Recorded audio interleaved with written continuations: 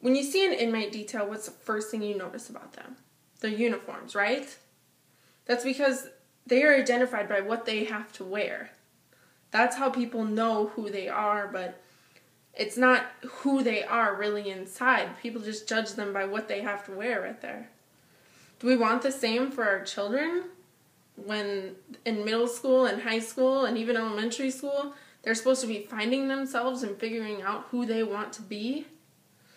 No, we don't. That's why public schools should not require uniforms. They're taking the rights from the students and from the parents, which is only creating lawsuits. And also, the research that says that these uniforms are so great for our schools is not being backed by enough truth. So, just like you wouldn't trust an inmate with your children, don't trust these researchers on what's best for your children's school.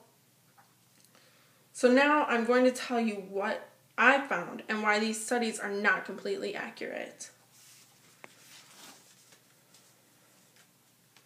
Author Carol Motzinger found many lawsuits from the school uniform debate. These parents are not agreeing at all with the school uniform policies. Two parents, Laura and Scott Bell, filed a lawsuit when they heard that their children were going to have to wear uniforms to school. Laura says, as a parent, we felt our rights were being violated.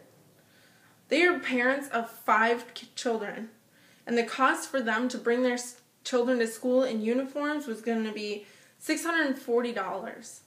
And that's only one uniform per child.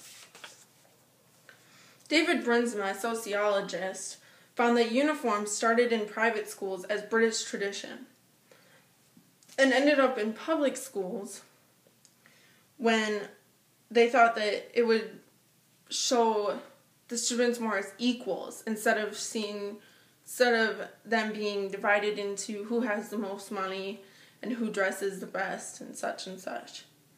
And the way I see it, you can try and hide these children under a uniform, but that doesn't mean you've changed them. They still are who they are. You're just not letting them express themselves anymore.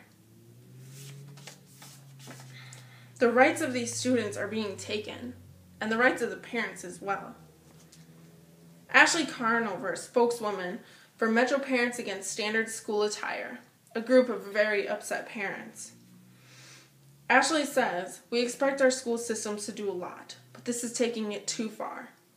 That's my job, to help my children learn what is and isn't appropriate for clothing. Parents have the right to raise their children as they choose, without the government getting in the way. Cindy Regis of Arizona Congress is another angry parent trying to get rid of uniforms in her son's school. Her son, Story Stringfellow, 9 years old, just wants to wear his Phoenix Suns t-shirts and jeans to school. Regis says, we teach him to be himself, and we encourage it. He's not out of line with what he wants to wear. And she's right. She has every right to raise her child this way.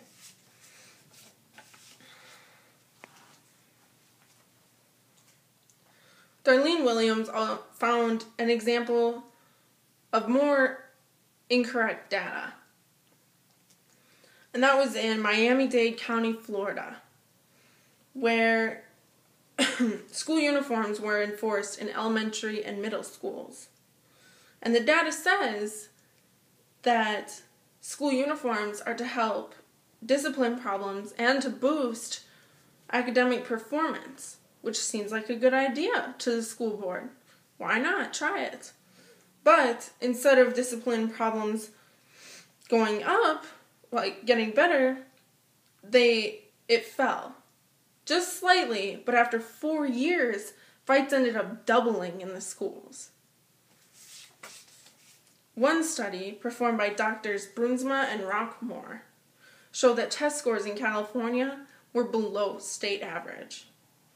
So data is not as true as we thought it was. You can't believe everything on TV and on the internet. So why would you start now? In the end, this much debate about uniforms, it's unneeded. There's no point. So just get rid of them.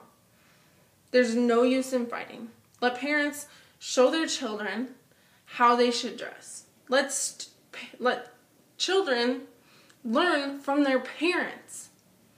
And if the children are not getting it from their parents, yes, school board can jump in, but do not enforce a uniform policy that just takes away their rights. If no one is to get rid of these uniforms, then we're stuck with raging parents who don't want to see their children's rights to express themselves taken away, and their own rights taken away to raise their children without the government interfering. The data shows uniforms are not as effective as scientific studies say. It may say the researchers found this and this, that uniforms are so great, but if you really look at true facts and you dig deeper, you'll notice that it's not. So stop the debating. Let's just go back to normal. Let children go to school and be able to express themselves through their clothing, because they can't always express themselves in other ways. Through their clothing is the easiest way for them to express themselves. Don't let them be judged because they have to wear a uniform like the inmate detail you passed on your way to work today. Just stop the lies. Give the students and the parents their rights back and get rid of school uniforms.